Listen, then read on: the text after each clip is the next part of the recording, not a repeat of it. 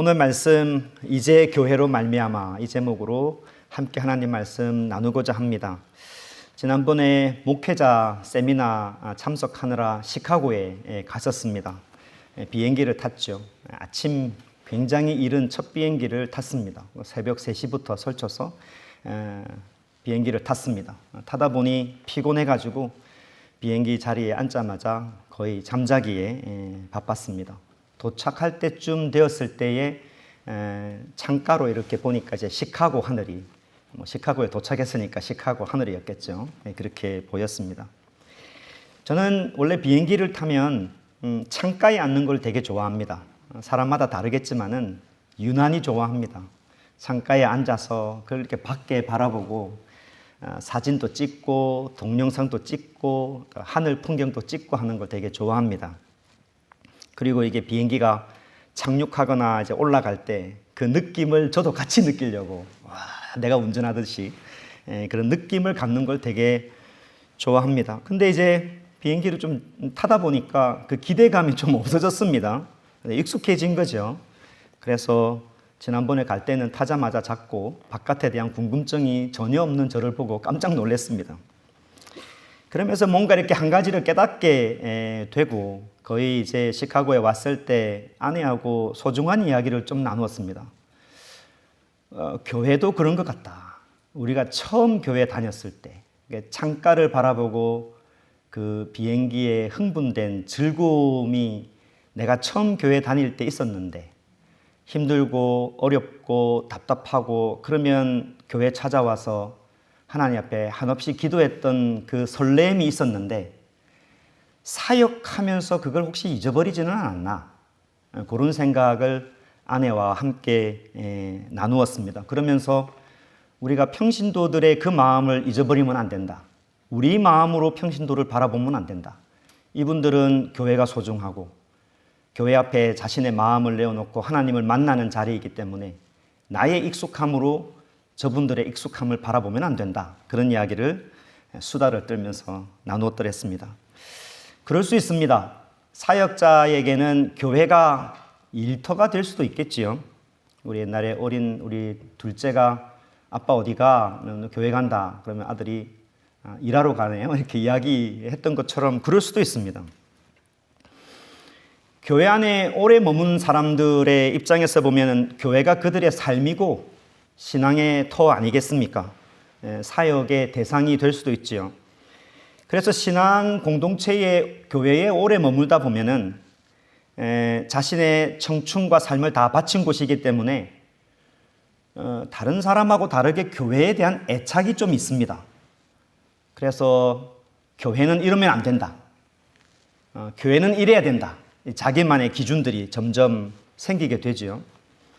반대로 이야기하면 교회에 상처를 받으신 분들도 있습니다.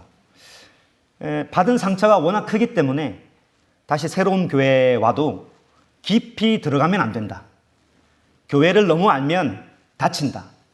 그래서 예배 드리고 집에 가기 바쁘거나 예배 드리고 식사 교제하고 얼른 가는 게 낫다.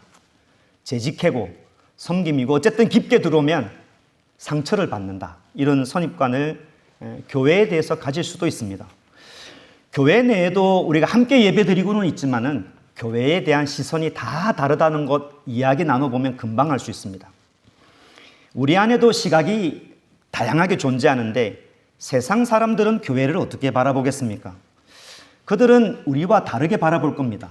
우선 사이즈로 보겠죠. 큰 교회, 작은 교회, 중간교회 이 사이즈로 바라보거나 장로교회, 침례교회 정도로 구분하면서 바라볼 겁니다.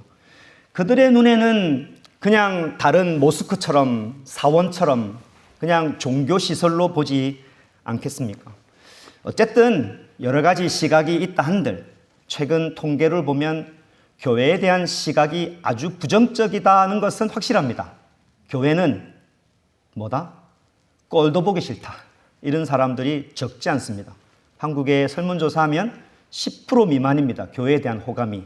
1900초년대에 비하면 교회에 대한 존경심이 전혀 없는 시대에 살아가고 있죠. 교회가 뭐냐? 이렇게 우리가 서로 질문을 던질 때 우리가 지금 살펴보고 있는 에베소서는 탁월한 서신입니다. 교회가 무엇인지를 정확하게 알려주고 잘못된 우리의 시각들을 좀 교정해주는 서신서입니다. 지금까지 우리가 익혔던 바에 따르면 교회라는 것은 아버지 하나님께서 땅끝에 있는 당신의 백성을 세상으로부터 한 곳으로 불러 모은 곳이다. 이것이 은혜이다라는 것이죠. 이 백성을 한 곳에 불러 모으신 것뿐만 아니라 연합되게 하고 연결되게 하고 한 몸이 되게 하신 것입니다.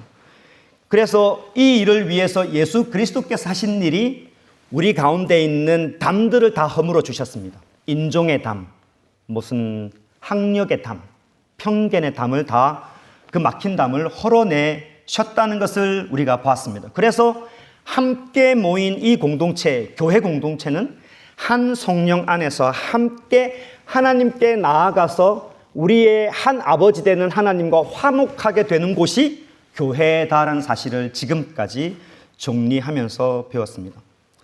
이렇게 교회에 대해서 정립이 되면 교회가 이런 곳이구나 라고 확실하게 마음에 정립이 되어 있으면 한 가지 달라지는 태도가 있습니다. 그 태도는 예배에 대한 태도입니다. 특별히 공예배, 공적인 예배에 대한 태도입니다. 모여서 예배드리는 태도가 달라지는 것이죠. 왜냐하면 이 모임이 단순한 모임이 아니라 하나님께서 불러 모아주시고 하나님이 공동체의 예배를 좋아하신다는 것을 깨달았기 때문입니다. 그래서 공적인 예배, 이 주일 예배는 옵션이 아닙니다. 신자들에게는 좋으면 가고 아니면 말고 바쁘면 치우고 이런 게 아니라 하나님 앞에 항상 나가야 되는 명령이기도 합니다.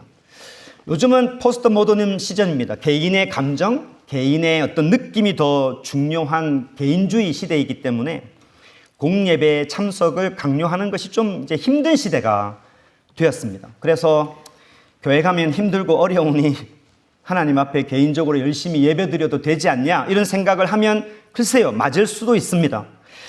히브리서 10장 25절 말씀해 보면 그렇게 생각하는 우리들에게 도전을 줍니다. 모이기를 패하는 어떤 사람들의 습관과 같이 하지 말고 오직 권하여 그날이 가까움을 볼수록 더욱 그리하자, 모이자 이런 말씀을 하고 있는 겁니다. 지금의 시대라서 그런 게 아닙니다. 원래 인간이 그렇습니다. 그냥 개인의 삶이 더 중요하다는 것이죠. 초대교회도 굳이 모여서 예배드릴 필요가 있냐 이렇게 생각을 했던 사람이 많았던 모양입니다. 초대교회로 돌아가서 생각을 해보면 그럴만합니다. 왜냐하면 핍박이 심했습니다. 교회에 간다는 사실이 목숨을 걸고 가야 합니다. 그러니까 이렇게 공예배를 드린다는 게 쉬운 일이 아니고 엄청난 도전이지요. 그렇게 해서 교회 갔다 칩시다. 그러면 교회가 사랑이 많고 풍성하고 은혜가 많으면 좋은데 교회 안에는 또 무엇이 있습니까? 갈등이 또 있습니다. 힘들게 교회 갔는데 교회 안에서 또 이렇게 우리말로 찌지고 볶고 하는 볶음밥들이 일어나니 그냥 집에서 예배 드리는 게 낫지 않냐 이런 생각을 하고 있습니다. 그럴만 하잖아요. 다 이유가 있지 않습니까? 그러면은 사도는 그래 시대가 그러니 그렇게 합시다 라고 말하지 아니하고 그렇게 하지 말자라고 단호하게 이야기하고 있습니다. 사도들이 모여서 예배 드리자 이 말은 우리가 인간적인 단합을 촉구하는 게 아닙니다. 좀 모여봅시다 이런 말이 아니라 그리스도 안에서 하나님의 뜻이 우리를 모이게 하고 모여서 하나님 앞에 예배 드리는 것이 하나님의 뜻이고 그게 교회이니 모입시다 라고 말씀하고 있는 겁니다. 계속해서 되풀이합니다. 교회의 본질은 하나님께서 부르신 것이고 교회의 방향은 하나님 앞에 나아가는 것이며 교회의 순종은 그래서 예배가 됩니다. 교회가 가장 중요한 일이 바로 예배가 되는 것이죠.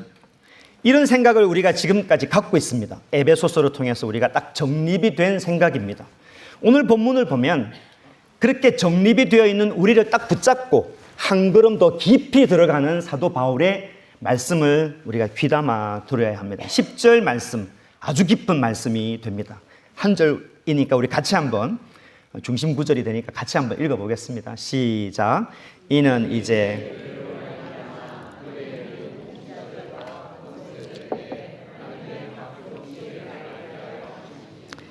이 말씀을 읽으면 어떤 생각이 머릿속에 해석이 되어집니까? 이제 이 말씀을 조금 이해하기 위해서 한 걸음 더 들어가 보려고 합니다. 참 중요한 말씀입니다. 이 말씀이 잘 해석이 되어지고 교회를 사랑하는 사람들은 좀 붙잡을 수 있는 말씀이 되었으면 좋겠습니다. 오늘 말씀은 늘 하듯이 지난주 말씀과 또 연결이 되어집니다. 지난주에 사도 바울이 뭐라고 고백을 했냐면 하나님의 은혜에 따라 내가 무엇이 되었다? 무엇이 되었다? 일꾼이 되었다. 지난주에 살펴본 말씀이 그렇습니다. 하나님의 은혜에 따라 내가 일꾼이 되었도다. 그렇게 고백을 하였습니다. 이렇게 일꾼이 되어서 측량할 수 없는 예수 그리스도의 풍성함을 이방인에게 전하는 이방인의 사도가 되었다. 이 말씀을 하였습니다. 그런데 우리가 좀 깊게 생각했던 것은 사도 바울이 내가 이제 이방인의 사도가 되었다, 내가 이런 사람이다, 이런 이야기 아니라는 것을 알아야 합니다. 저로 치면 세계로 제자교회에 설교하는 담임 목사가 되었다, 이런 말이 아니라는 것이죠. 여러분으로 치면 이 교회를 섬기는 집사가, 권사가 되었다, 이런 뜻이 아닙니다.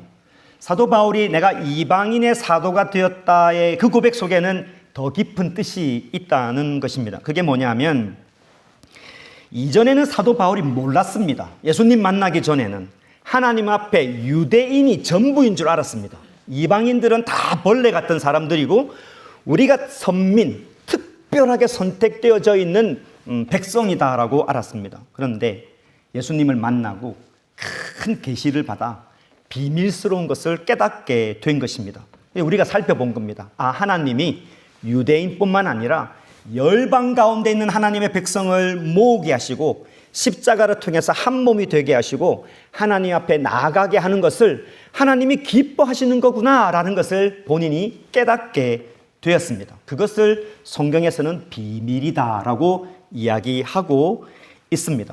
사실 성경 어디를 봐도 사도 바울이 베드로하고 자기를 비교하지는 않는데 생각해보면 그런 거예요.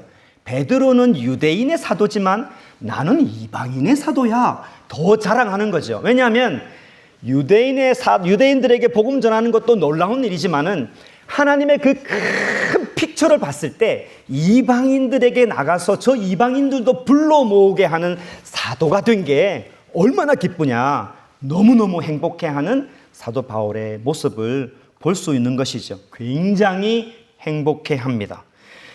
우리가 보고 있는 에베소서 3장 1절부터 13절, 여러분 성경에 있으면 이게 한 단락으로 쭉 한 문장으로 이렇게 한 문장이 아니라 한 단락으로 되어 있는데 1절과 13절이 샌드위치처럼 딱 이렇게 되어 있습니다. 안에가 이제 중요한 맛있는 부분이고요. 1절에 보면 이렇게 되어 있습니다. 내가 여러 가지 환난을 당하였다라고 이야기하면서 이방인을 위하여 갇혔다. 나 바울이 이방인들을 위해서 지금 옥에 갇힌 상태다라고 이야기를 하고 있지만은 13절에 가보면은 이 이야기의 결론을 맺죠. 환난을 당하지만 걱정하지 말아라, 낙심하지 말아라, 너희들에게는 영광이 된다라고 이야기하면서 자신이 이방인의 사도가 된 것을 굉장히 기뻐하고 있는 것을 봅니다. 너무너무 중요한 이야기가 됩니다. 열방을 불러 모으시는 그 하나님의 아주 놀라운 그 임팩트가 있는 하나님의 사역에 자신이 도구가 되었다는 사실에 너무너무 기뻐하고, 그래서 내가 지금 이 이방인들을 위해서 죽는다 할지라도 나는 여한이 없다 라고 말할 정도로 뭐하다? 행복하다 라고 말하고 있는 것을 말씀을 통해서 볼 수가 있습니다. 어떻게 우리에게 적용할 수 있겠습니까? 저에게 적용을 하면 개척을 해서 지금까지 목회를 했으니 이제는 내가 참 좋은 목사가 되어야 되겠다, 이 생각을 하면 틀린 겁니다. 사도 바울의 입장에서 보면 그러지 않는 것이죠. 우리가 교회에서 사역을 할 때 사도 바울과 같은 그림을 가지고 있어야 합니다. 지금도 이 DFW 지역에 하나님의 백성들을 불러 모으신 이 백성을 보며 기뻐하시고 이들의 예배를 받으시는 것을 너무너무 기뻐하시는 그 하나님의 일에 내가 도구가 되어서 사도 바울처럼 죽어도 여한이 없다라고 말해야 우리가 같은 일맥의 고백이 되어지는 것이죠. 저는 여러분들이 늘 음식을 준비해 주셔서 감사합니다. 뭐 조가 있는 것도 아니고 구역이 있는 것도 아니고 누가 무엇을 준비하는지도 모르는데 늘 애써서 음식 준비해 오니까 감사합니다. 그러나 우리가 지금 배운 것으로 또 적용을 해보면 이 안에도 대단한 일이 있는 것이죠. 그냥 오늘도 시금치를 말아가야 되는구나. 내가 오늘도 고기를 구워야 되는구나. 이런 것이 아니라 알고 보면 이런 겁니다. 하나님이 이 교회를 연합되게 하고 한 몸 되게 하니 내가 볶은 이 볶음밥으로 이 백성들을 한 마음 되게 하니 내가 위대한 일에 동참해서 내가 시금치를 만들다가 죽어도 여한이 없겠구나. 사실은 그렇게 되어야 오늘 본문과 같은 내용이 되는 것입니다. 이 그림을 가지고 있어야 하는 것이죠. 지금 통역 열심히 하지만 알고 보면 사역 중에 가장 성경적인 사역 아니겠습니까? 언어가 다 다른데 연합되게 해서 한 마음으로 하나님 앞에 나가게 하는 이 일을 지금 하고 있기 때문에 아이고 또 통역해야 되는구나 이런 게 아니지요. 죽어도 여한이 없겠구나 이런 고백들이 있어야 된다는 것입니다. 그래서 일꾼의 고백, 교회를 섬기고 사랑하는 사람들의 고백이 9절에 지난주에 있었던 것을 보았습니다. 9절 말씀인데 우리의 고백이죠. 영원부터 만물을 창조하신 하나님 속에 감추어졌던 비밀의 경륜이 어떠한 것을 뭐하게 드러나게 한다. 사도 바울의 이방인의 사역을 통해서 드러내고 싶은 것은 자신의 명예가 아니었습니다. 마찬가지로 저의 목회나 여러분의 섬김이 여러분의 이름이 드러나는 것이 아니라 9절에 나와 있는 것처럼 감추어졌던 그 비밀의 하나님의 신비한 경륜이 교회를 통해서 드러나는 것이 우리의 꿈이고 기도고 목표여야 한다는 것을 말씀하고 있습니다. 그래서 교회를 섬길 때는 우리의 이름이 드러나면 안 됩니다. 목사라 할지라도 성도 앞에 왕으로 대장으로 드러나면 안 되는 것입니다.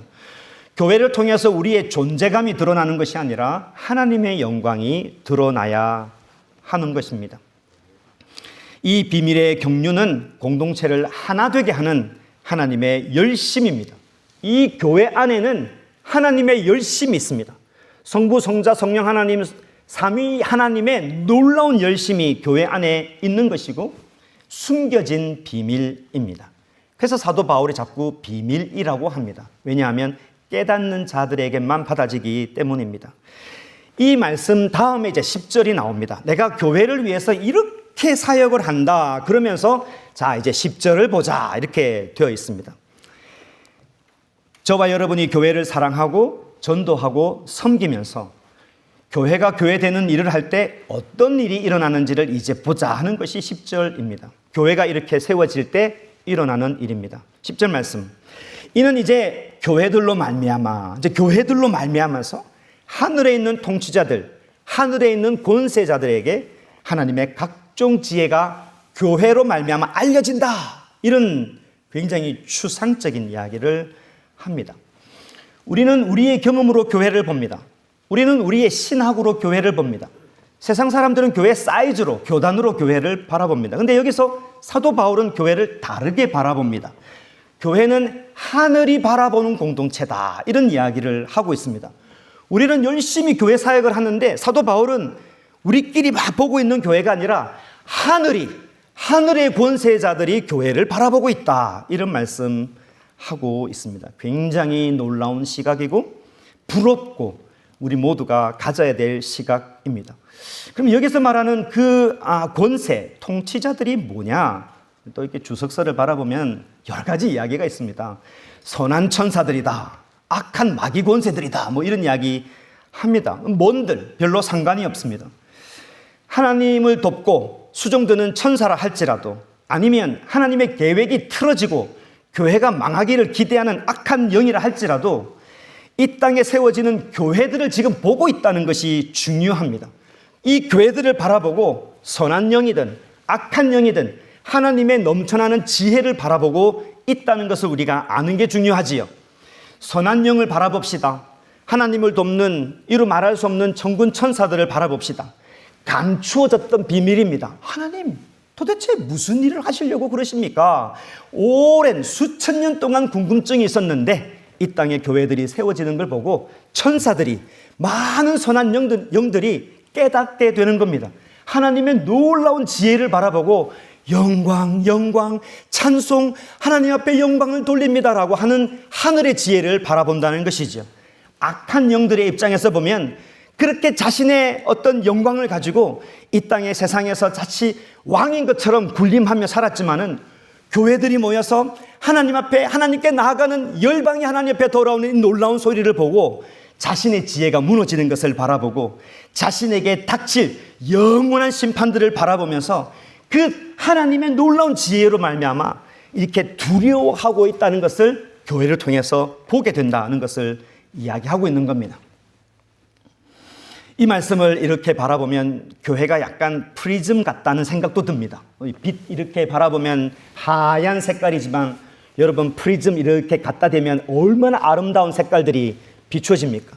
교회 안에는 각종 다양한 지혜가 있다는 말씀을 하고 있습니다. 실제로 여러분이 보고 있는 각종 지혜가 드러난다. 그냥 지혜가 드러난다 이러지 아니하고 성경에 보면 각종 지혜가 드러난다라고 이야기합니다. 원어에 보면 실제로 꽃을 바라볼 때 다채로운 색깔이 있을 때 각종이라는 그 원어를 씁니다. 그러니까 교회를 통해서 하늘에 있는 모든 권세자들이 뭘 보냐면 하나님의 그 다채로운 지혜의 색깔을 바라보고 어떤 권세자들은 영광을 돌리고 어떤 권세들은 두려워 떨게 되는 일들을 말하고 있는 겁니다. 교회의 몸인 사랑하는 성도 여러분, 사도 바울의 이 말씀을 통해서 교회에 대한 기쁨이 회복되기를 주의 이름으로 축복합니다. 교회는 놀라운 곳입니다. 그냥 일요일마다 정해진 시간에 가지 않을 수 없으니 가는 곳이다 생각하는 그 이상의 의미가 담겨 있는 곳이 교회입니다. 이제 마무리를 해보려고 하는데 교회가 하늘이 보고 있는 공동체라는 사실을 우리가 깨닫게 된다면 이 사실이 저와 여러분에게 어떤 위로가 됩니까? 사도 바울이 지금 우리에게 전해주는 이 놀라운 사실이 지금 아주 삶이 힘들고 어려운 우리들에게는 그 사실이 어떤 위로가 되느냐는 겁니다. 교회는 하나님의 사랑이 집약되어 있는 곳입니다. 교회는 하나님의 열심이 가득한 곳입니다. 교회는 하늘의 권세자들이 바라보고 있는 곳입니다. 그 교회 한복판에 내가 서 있다는 하나님이 나를 불러주셨다는 사실이 아주 큰 위로가 됩니다. 남들처럼 요리를 잘 못하고 몸도 약하고 뭐 할 일이 없어서 할 수 있는 일이 없어서 내가 참 연약하다 그래도 위로가 되는 것이 뭐냐면 이 공동체 한복판에 내가 있다는 사실이 위로가 된다 이 말씀이 되는 것입니다. 내가 뭘 할 수 없어도 교회를 위해서 기도할 때 오늘 말씀에 따르면 여러분의 기도는 그냥 기도가 아니고 하늘의 권세자들이 바라보고 있는 기도가 됩니다. 선한 영들은 교회 가운데 있는 여러분의 기도를 바라보고 영광 영광 아버지 하나님께 영광 돌립니다라고 하는 이루 말할 수 없는 찬송이 울려 퍼지고 여러분의 그 기도를 통해서 악한 영들은 내가 죽을 날이 왔구나라고 할 수밖에 없는 기도의 힘을 가진 자가 될 수 있었다는 것이 우리들에게 위로가 되는 것입니다. 얼마나 큰 위로가 됩니까? 나는 내 삶이 힘들고 나 하나 버티기 쉽지 않은데 그래도 교회에 나와서 공동체 속에서 마음을 다해서 이렇게 예배를 드릴 때 하나님이 기뻐하십니다. 하늘의 권세자들이 기뻐하고 또 어떤 권세는 두려워한다는 것을 보면 교회 속에서 우리가 위로받는 것은 내가 누군지를 날마다 깨닫게 됩니다. 우리가 세상에 살다 보면 비교하고 비교당하면서 자꾸 우리의 정체성을 잃게 됩니다. 내가 누군지를 자꾸 잃어버립니다. 나는 누군가, 뭘 하고 있는가, 어디를 가는가, 방향을 잃고 있을 때가 상실을 할 때가 되게 많은 것이죠.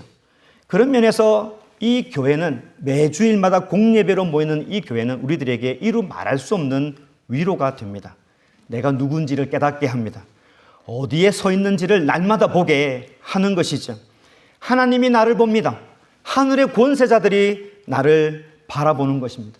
우리에게는 그런 권세가 있다는 것입니다. 교회는 그런 권세가 있습니다. 그래서 옥에 갇혀 있는 사도 바울은 에베소 교회 교인들에게 이렇게 또 우리들에게 명령합니다. 12절 말씀이 되죠. 같이 읽어봅시다. 우리가 그 안에서 그를 믿음으로 말미암아 담대함과 확신을 가지고 하나님께 나아감을 얻었느니라. 하나님께 나가보세요. 힘이 될 겁니다. 이런 말 하고 있지 않습니다. 사도 바울이 힘들지요. 아버지께 나가보세요. 하나님이 좀 도와주실 거예요. 그런 말 하고 있는 것이 아니라 교회는 이미 하늘의 권세를 받은 사람들이니 이미 그 권세를 얻었으니 담대하게 하나님께 나아가십시오. 이런 말을 하고 있는 겁니다. 내가 누군지, 교회가 무엇인지, 교회를 통해서 하늘 권세가 무엇을 바라보고 있는지를 알게 되면 담대하게 하나님 앞에 나갈 수 있는 권세와 힘을 누릴 수 있게 된다는 것이 권면이 됩니다. 여기 나와 있는 담대함이라는 그 원어의 뜻도 풀어보면 어떤 많은 것과 말하다 이 두 단어가 합쳐졌습니다. 그러니까 우리한테는 담대함이지만은 원어적인 뜻은 많이 말한다는 뜻입니다. 많이 말한다. 하나님 앞에 나갈 때 담대함에 나간다는 이 원어적인 뜻은 내가 그냥 다 말할 수 있다는 거예요. 하나님 앞에 모든 말을 하면서 나갈 수 있는 담대함을 말하고 있습니다. 사도 바울은 이 하늘이 열렸으니 담대하게 하나님께 나가십시오라고 말하고 있습니다. 우리가 그런 존재라는 것이지요. 이제 말씀을 맺습니다. 오늘 말씀을 통해서 우리 교회 공동체에게 주시는 도전이 그러면 무엇일까요? 우리 교회 공동체는 정말로 하나님의 지혜를 드러내는 공동체입니까? 아니면 그냥 인간의 자랑이 가득한 교회입니까? 이 도전을 하고 있는 것입니다. 교회뿐만 아니지요. 믿음의 가정도 마찬가지입니다. 믿음의 사업터도 마찬가지입니다. 그 교회를 통하여서 하늘 앞에 영광을 돌리는 그런 모임이냐, 그런 가정이냐 묻고 있는 것이죠. 때문에 교회는 세상과 똑같이 서로 경쟁하고 누구를 배제하고 자기를 방어하고 자기의 체면이 중요한 자리가 아닙니다. 교회는 하나님이 잠시 쓰다 버리는 조직도 아닙니다. 교회는 하나님의 지혜가 드러나는 자리입니다. 그래서 우리는 작아 보여도 작지 않고 고난 중에서도 실패한 것이 아니고 연약해 보여도 하나님 앞에 이 막힌 사람들이 아니라는 것입니다. 그리스도 안에서 우리는 담대함을 얻었습니다. 복음 안에서 우리의 수고는 절대 헛되지 않습니다. 낙심은 쓰러짐은 상황이 막혀서 생기는 게 아니고 하나님의 계획을 작게 볼 때 깊어지는 것을 깨달았으면 좋겠습니다. 우리가 흔들리는 이유는 문제가 커서 그런 것이 아니라 하나님의 계획을 작게 보기 때문에 흔들리는 겁니다. 사도 바울을 보십시오. 나의 환난에 대해서는 낙심하지 말아라. 내가 지금 옥에 갇혀 있고 당장 내일 목이 잘린다 할지라도 낙심하지 말아라. 너희의 영광이다 라고 이야기할 수 있는 이유는 본인이 담대해서 그런 것이 아니라 하나님의 계획을 보았기 때문입니다. 바울이 낙심 가운데도 낙심하지 않았던 것은 하나님의 위대한 계획을 붙든 것입니다.